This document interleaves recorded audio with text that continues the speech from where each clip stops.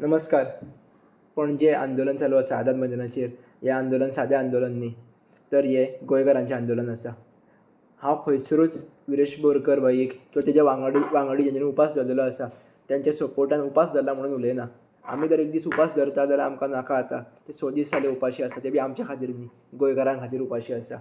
आमचे गोंयचे जमनी वाचपाक जाय म्हणून ते उपाशी रावल्ले आसा. तशेंच गोंयकार खुबशे लोक आहात जे आंदोलनांत सहभागी जातात. मनानसून एक गोंयकारांक एक रिक्वेस्ट करपाक सोदता, जर तुमी आंदोलनांत सहभागी जातात जाल्यार सायलंटली जावचे. झगडी, गाळयो, शिव्यो अशें घालचे न्ही.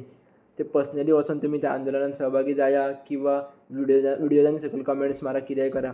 त्या आंदोलनांत पर्सनल फायदो पळोवचो न्ही. आमी हें आंदोलन फक्त गोंयचे जमनी वाचोवपा खातीर करता, आमच्या आवयक वाचोवपा खातीर करता. हें लक्षांत धरून त्या आंदोलनांत सहभागी जावचें, हीच एक मागणी आसा. आनी एक म्हाका मना काळजांतल्यान सगळ्यांक सांगपाक कशें दिसता, जसो हांव एक बारीकसो गोंयचो पॉडकास्टर आसतलो तशेंच खुबशे जाण इंस्टाग्राम क्रिएटर आसतले, युट्यूबर आसतले. तांकां एक सांगपाक सोदता, जे कितें तुमचे विचार रिगार्डींग सेक्शन 39A आहा ते तुमी मांडचे. ताका लागून तुमच्या फॉलोवर्सांक, तुमच्या व्ह्युअर्सांक कळटलें की आमी हेज्या खातीर उबे रावपाक जाय म्हणून.